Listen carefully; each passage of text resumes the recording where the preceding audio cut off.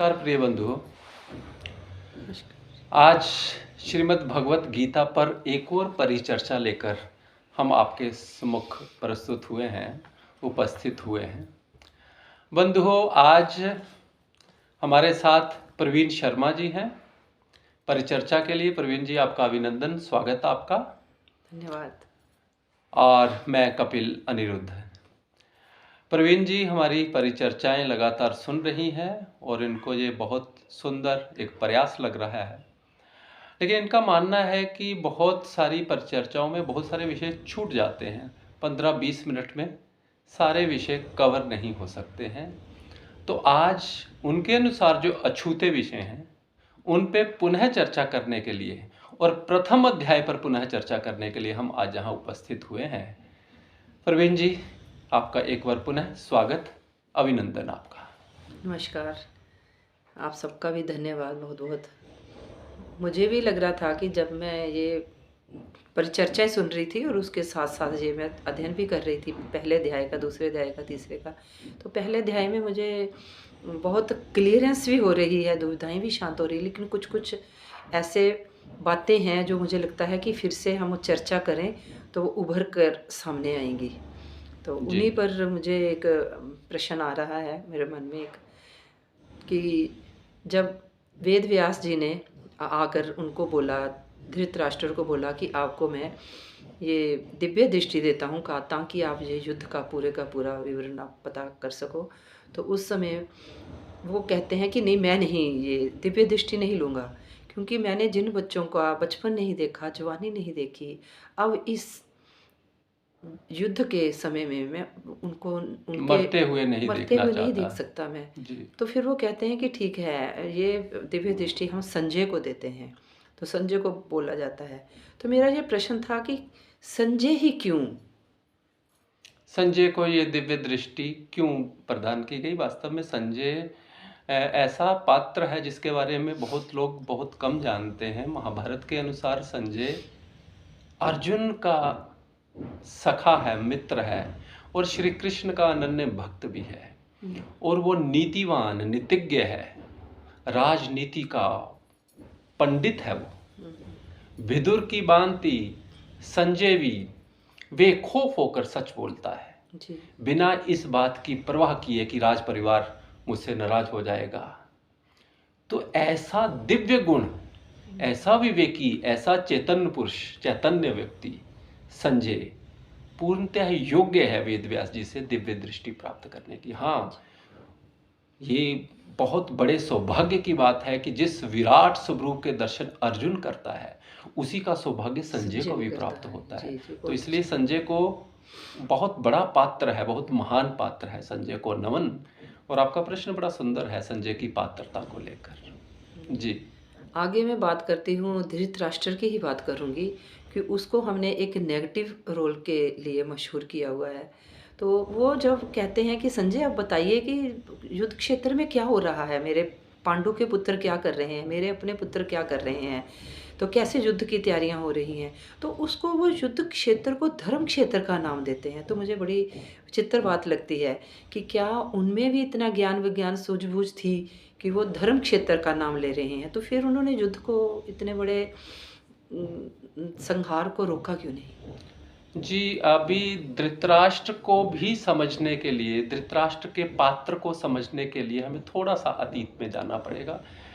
धृतराष्ट्र की सबसे बड़ी जीवन की समस्या ये है कि उन्हें लगता है कि जिस राज सिंहासन पे मैं बैठा हूँ वो मेरे भाई पांडु का है, मुझे मेरे अधिकार से वंचित ये कह के कर दिया गया था। विदुर ने ये कह के किया था कि अंधे व्यक्ति को राज सिंहासन नहीं दिया जा सकता। तो ये अब जो धृतराष्ट्र है, देखिए वो वंश परंपरा तो बड़ी महान है, वेद व्यास उन्हीं के वंशज हैं, कुल गुरु हैं उनके, लेकिन ये धृतराष्ट्र एक ऐसा पात्र है जिसमें अच्छाई और बुराई दोनों का संगम है, और जैसा साथ मिलता है, चूंकि उनका ज़्यादा साथ दुर्योधन, दुशासन, शकुनी, कर्ण इत्यादि के साथ रहा, इसलिए उनके भीतर वो विवेक दृष्टि कम होती चली गई, क्षीण होती चली गई, और धृतराष्ट्र जो है वो ये जब आप ये कहते हो कि ये कहता है कि धर्म क्षेत्र नाम देता है, वो धर्म को जानता है,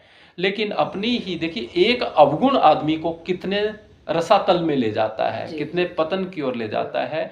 उसकी महत्वाकांक्षा और पुत्र मोह दोनों ही धृतराष्ट्र के पतन के कारण बनते हैं। वरना धृतराष्ट्र तो विदुर भी उनके साथ थे देखिए, जी। और भीष्म पितामह जैसे व्यक्ति, महान व्यक्ति, द्रोणाचार्य जैसे, कृपाचार्य जैसे व्यक्तियों का भी संग उनको मिला है। इसलिए उनके पास वो दूसरी ज्ञान भी है, लेकिन वही महत्वाकांक्षा के उसके ऊपर हाथों हावी वो हो गए। बेबस हो गए, हाँ हावी हो गए हैं वो सारे के सारे। और अगर हम थोड़ा सा युद्ध के बाद की स्थितियों का वर्णन करें, देखिए गुरु बहुत बड़ी दिव्य दृष्टि रखते हैं, विजनरी होते हैं। उनको पता है वो क्यों धृतराष्ट्र का नाम लेते हैं कि मैं तुम्हें दिव्य दृष्टि देता हूँ। जब वो इनकार कर देते हैं तो उनको वहां का लाइव टेलीकास्ट सुनाते हैं ना संजय के द्वारा। जी, क्यों? जी। क्योंकि धृतराष्ट्र के भीतर उन्हें संभावना अभी भी दिख रही है। वाह! दुर्योधन दुशासन में उन्हें कोई संभावना नहीं, इसलिए उनका संहार ही होना निश्चित है। निश्चित होता है। जी। लेकिन धृतराष्ट्र के भीतर संभावना है। और युद्ध के उपरांत हम सब जानते हैं धृतराष्ट्र, गंधारी, विदुर और कुंती वनगमन करते हैं और वेद व्यास जी के आश्रम में रह के प्रायश्चित भी करते हैं, साधना भी करते हैं। बहुत अच्छा। तो आगे है कि जब अब युद्ध शुरुआत है, उसकी युद्ध शुरू होने वाला है, तो दुर्योधन अब भीष्म पितामह के पास जाता है और उनको कहता है, देखिए पितामह, मेरे लिए कितने लोग हैं, जुटे हुए हैं। तो इधर भी व्यू रचना हो रही है। तो जो भीष्म पितामह शंखनाद करते हैं, उसके बाद अर्जुन, कृष्ण अपना पंचजन्य शंख बजाते हैं, धृतराष्ट्र भी अनंत विजय नाम का शंख बजाते हैं। ऐसे तो लगातार एक ध्वनि होती है। तो मुझे ये धृतराष्ट्र नहीं, युधिष्ठिर, हाँ जी, युधिष्ठिर भी अपना अनंत विजय नामक शंख बजाते हैं। हाँ सॉरी। तो मुझे ये लग रहा है कि ये शंखनाद, शंखों के भी नाम थे उस समय। तो ये शंखनाद उस समय क्या था, ये क्यों किया जाता था ये युद्ध से पहले? देखिए इसका एक थोड़ा गहरा अर्थ तो है। आपने जो बात कही कि उस समय शंखों के नाम हैं, धनुष के नाम है, अस्त्रों शस्त्रों के नाम है, रथों के नाम है, घोड़ों के नाम है, गज हाथी के नाम है। अर्थात व्यक्ति का उनके साथ कैसा व्यक्तिगत या आत्मीय संबंध भी है, जो उस समय की एक विशिष्टता की ओर संकेत करता है। दूसरी बात, उस समय जो शंखनाद किया जाता था कि अब युद्ध हुआ ही समझिए, और अपने दल में पूर्ण जोश उत्साह भरने के लिए शंखनाद किया जाता था। और शंखनाद विजय का, मंगल का, शुभ का भी परिचायक था। तो हमारे साथ शुभ हो, मंगल हो, विजय हो, ऐसा प्रार्थना, ऐसा आह्वान भी किया जाता है, इसलिए शंखनाद होता है। और यदि इसका हम सांकेतिक अर्थ जानना चाहें तो अर्जुन एक साधक है। एक तरफ क्रोध, ईर्ष्या, द्वेष, तुलना रूपी कौरव हैं, एक तरफ संवेदना, प्रेम, सौहार्द, सहानुभूति रूपी पांडव हैं। बीच में साक्षी बनकर अर्जुन दोनों को देख रहा है। उसके साथ उसका ही विवेक, उसकी ही चेतना श्री कृष्ण है। और अब वो जब ध्यान रत होता है, साक्षी बनकर अपनी चेतना में रत होता है, अपनी सारी ज्ञानेंद्रियों को अपनी चेतना में रत करता है, उस समय जो उसके भीतर उत्साह और दिव्य नाद गूंजता है और विजयी का भाव जगता है, वही शंखनाद है सांकेतिक रूप से। तो आप कह रहे हैं हमारे सबके भीतर वो अर्जुन। जब हम देखिए, ये भीतरी अर्जुन एक पात्र है जो ईश्वर के अतिरिक्त और कुछ नहीं चाहता। तो अब अर्जुन एक यात्रा पे है ना? कौन सी यात्रा है उसकी? ये युद्ध कौन सा है?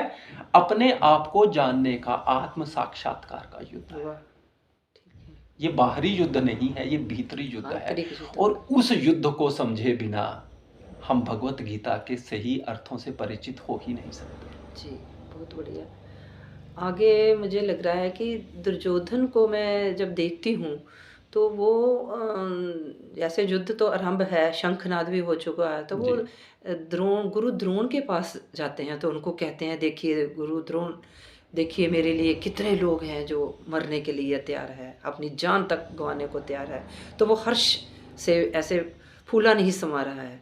और दूसरी तरफ एक हमारा पात्र है अर्जुन, जो भगवान कृष्ण के सामने ऐसे गिड़गिड़ा रहे हैं और कह रहे हैं कि देखिए मैं अब धनुष नहीं उठा सकता है, मैं इन लोगों को नहीं मार सकता, अपने ही चाचोताओं मामों को नहीं मार सकता, ये क्योंकि ये मेरे लिए बेचारे मेरे लिए अपनी जान की परवाह किए बिना खड़े हैं, तो मैं इन लोगों को मैं क्यों करूं। तो वो एक अर्जुन क्या एक बहुत बड़ी यात्रा पे है सचमुच में, एक जैसे आपने पहले भी कहा है कि वो एक आंतरिक यात्रा में है, असत्य की सत्य की तरफ की यात्रा।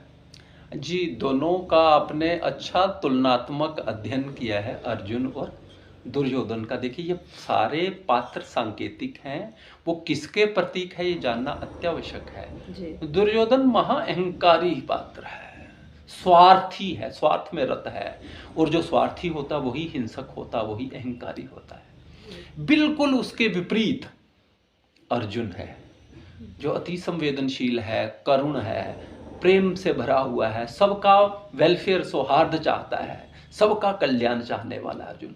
तो दे आर पोल्स अपार्ट, जी दोनों विपरीत ध्रुवों पे स्थित हैं, अर्जुन भी और दुर्योधन भी। अब दुर्योधन कहता है मेरे लिए कितने लोग मरने के लिए तैयार खड़े हैं, और अर्जुन कहता है इतने लोगों को मारना पड़ेगा। वो करुणा की तो चरम सीमा है अर्जुन। लेकिन अर्जुन साहस के भी प्रतीक है, अर्जुन ईश्वर के प्रति प्रेम के भी प्रतीक हैं, हमारी भीतरी जागृति के भी प्रतीक हैं।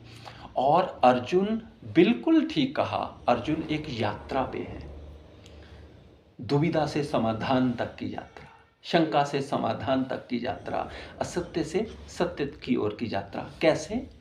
अर्जुन की जो दुविधा है, वास्तव में वो दुविधा ही तो उसके कल्याण का कारण बनती है।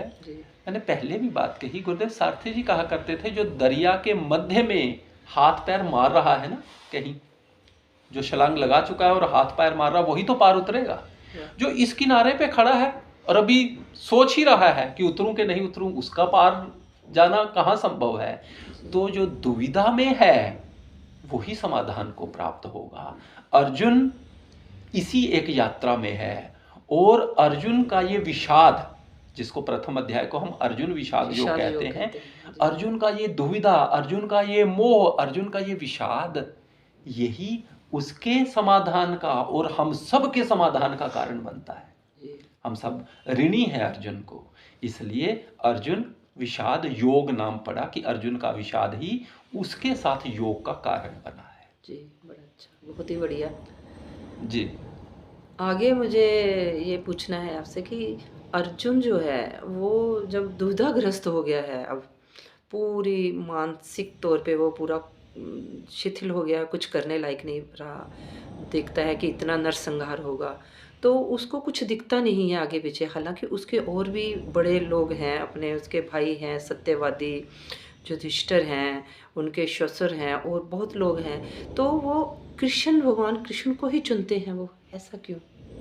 नहीं, वहां नहीं चुनते हैं, वो तो श्री कृष्ण को बहुत पहले से चुन चुके हैं। जी जी अर्जुन को भी स्टडी करना, बहुत बहुत कमाल के पात्र हैं अर्जुन जो है। अर्जुन ही वो पात्र हैं जो श्री कृष्ण के कहने पर खांडव प्रस्थ को इंद्रप्रस्थ बनाने में जुट जाते हैं, उस बंजर धरती को। क्योंकि कृष्ण ने कहा है, हे अर्जुन, ये आपकी संघर्ष भूमि है, इस युद्ध भूमि में, इस संघर्ष भूमि में अपने पूरे परिश्रम का दान दे दो मुझे समर्पित होकर। तो अर्जुन तो उस समय भी समर्पित था श्री कृष्ण के प्रति। और जिस वक्त श्री कृष्ण यह ऐलान करते हैं कि एक तरफ मैं होऊंगा, दूसरी तरफ मेरी सेना, तो वो कृष्ण मांगते हैं, सेना नहीं। अर्थात उनको पदार्थ नहीं चाहिए, उनको संसार नहीं चाहिए, उनको वो परमेश्वर चाहिए। ऐसे एक निष्ठ अनन्य भक्त का नाम अर्जुन है ना। अब अर्जुन श्री कृष्ण मांगते हैं, और श्री कृष्ण को वो प्रार्थना करते हैं युद्ध से पूर्व कि हे केशव, मेरे रथ के सारथी बनने का कार्य स्वीकार करें, आप मेरे रथवान बने। ये अर्जुन प्रार्थना करता है। श्री कृष्ण ने तो प्रण लिया है कि मैं युद्ध में हथियार अस्त्र नहीं उठाऊंगा। अब जब वो उनके मित्र हैं, अनन्य सखा हैं, सब कुछ हैं, और दूसरे अध्याय तक आते आते वो उनके गुरु भी हो जाते हैं। है ना, वो अपने आप को पूर्ण समर्पित कर देता है। और अर्जुन ये जानता है कि कृष्ण के अतिरिक्त कोई नहीं है जो उसकी इस दुविधा का समाधान कर सके, इसलिए दूसरे के पास जाने का तो प्रश्न ही पैदा नहीं होता है। हाँ, ये ठीक है कि गुरु द्रोणाचार्य उसके गुरु हैं, भीष्म पितामह बहुत बड़े महापुरुष हैं जिनकी जिनकी बड़ेपन का अर्जुन को बोध है, लेकिन कृष्ण कृष्ण ही है, क्योंकि भीष्म भी, द्रोण भी, युधिष्ठिर भी कृष्ण के प्रति ही समर्पित है। जी जी जी। उनके घोड़ों का और वहां पे हाँ रथ का भी कलर जो है वो श्वेत बताया हुआ, क्योंकि सतोगुण का प्रतीक उनको जी जी हाँ, सतोगुण का भी बेसिकली श्वेत, सतो से भी ऊपर, जो तीनों गुणों से ऊपर दिव्य ऊर्जा है, उसका रंग श्वेत है। भगवान विष्णु को बताया जाता है कि वो क्षीर सागर में श्वेत ऊर्जा में लिपटे हुए बैठे हुए हैं। वो क्षीर सागर, वही श्वेत, वही शांति, वही परम ऊर्जा का रंग श्वेत है, इसीलिए उनके घोड़े का रंग श्वेत है, जैसा कहते हैं। तो एक और प्रश्न है मेरे जहन में कि जैसे ये हमारे भीतर भी ये युद्ध चल रहा है, कौरव हमारे भीतर ही है, कौरव रूपी विकृतियाँ और पांडव रूपी जो सद्गुण भी हैं, तो हम कई बार मोह में और अपने उद्देश्य के बीच में फंस जाते हैं कि हम इधर जाएं जहाँ हम अपने सत्य के बड़े मार्ग को पकड़े, तो बीच में कुछ ऐसी चीज़ें होती है वो नहीं कर सकते। तो हमें भी एक साइड होना सिखाता है जे क्या, यही ये गीता का ही एक मार्ग है जो हमें सिखाता है कि हम चुनाव करें, एक पक्ष एक तरफ हो जाएं, इधर या उधर। तो इसमें एक वो हमारे हैं विदुर जी जो किसी तरफ भी नहीं है, तो वो किसका प्रतीक है? नहीं, विदुर जी किसी तरफ भी नहीं है, ऐसा नहीं है। केवल आप ये कह सकते हैं कि वो युद्ध में शामिल नहीं है, लेकिन विदुर जी जैसा पूरी तरह से पक्षधर व्यक्ति कोई दूसरा नहीं दिखेगा, जिसका शुरुआत से वो सत्य की ओर है, वो पांडवों की ओर है, वो कृष्ण की ओर है। हाँ, वो युद्ध में क्यों नहीं हिस्सा लेते हैं, क्योंकि वो योद्धा नहीं है, वो एक राजनीतिज्ञ हैं, संजय की भांति, वहां उनका रोल नहीं है, लेकिन वो पूरी उम्र भर युद्ध ही तो करते रहे हैं। हर जगह पे जब कौरव षड्यंत्र करते हैं, असत्य सत्य को घेरने की कोशिश करते हैं, एक ही आवाज उभरती है, वो विदुर की आवाज है। पांचाली को जब बड़ी सभा में अपमानित किया जा रहा था, तो एक स्वर ही गूंजा था पूरी सभा में, वो विदुर का स्वर था। ऐसे साहसी महावीर नीतिज्ञ विदुर है। और जब लाक्षागृह में षड्यंत्र रचा गया पांडवों को मरवाने का, तो उनको गुप्त सूचना यह कौन देता है? उनके ही व्यक्ति विदुर के ही कहने पे ये बताया जाता है कि आप जहां से गुप्त रास्ते से बाहर निकल जाए। तो सदैव से हित चिंतक रहे हैं विदुर पांडवों के, और कृष्ण के प्रति उनका समर्पण सब जानते हैं। विदुरानी का समर्पण सब जानते हैं। हम कितने भजन गाते हैं विदुर को, विदुरानी को लेके, श्री उनके केलों का भोग लगाने की, और दूसरी वो विदुर जी के प्रताप के ही कारण है सारा का सारा। तो विदुर जी को नमन है। विदुर जी जैसे हाँ, वो तटस्थ नहीं है, वो पक्षधर है, उनका पक्ष साफ है, क्लियर है। उन्होंने इतने बेबाक होके धृतराष्ट्र को ये कहा, बार बार ये कहा कि इस युद्ध के कारण आप हैं, आपके कारण ये विनाश हो रहा है। ऐसा साहसी वीर कौन होगा?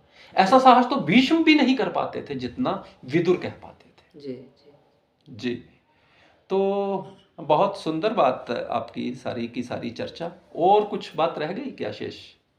आपने, मुझे लगता है, काफ़ी अच्छा इसको विस्तार से कवर किया है, सारे विषयों को बहुत सुंदर अध्ययन भी किया है, सूक्ष्मता से अध्ययन किया है। हम चाहते हैं कि बाकी लोग भी ऐसा अध्ययन करें, ताकि हमारा चिंतन, हमारा पथ भी हमें दिखे, साफ नजर आए। आप हमारे पथ प्रदर्शक बनिए, आप हमें सुझाव दीजिए, राह दिखाइए। भगवत गीता भगवान का वो दिव्य गीत है जिसमें हमारे सब की समस्याओं का समाधान है, हमारे सभी प्रश्नों के उत्तर हैं। गुरु कृपा से, ईश कृपा से हम ये चर्चा कर पाए। आपका बहुत बहुत आभार प्रवीण जी। आप सबका भी बहुत बहुत आभार। और सुनने वाले सब लोगों से प्रार्थना है कि अपने सुझाव दें, प्रेरक वचन दें, हमारा उत्साह बढ़ाएं, और हम इसे बेहतर कैसे बना सकते हैं अवश्य बताएं। जी। सबको नमस्कार। प्रणाम। नमस्कार।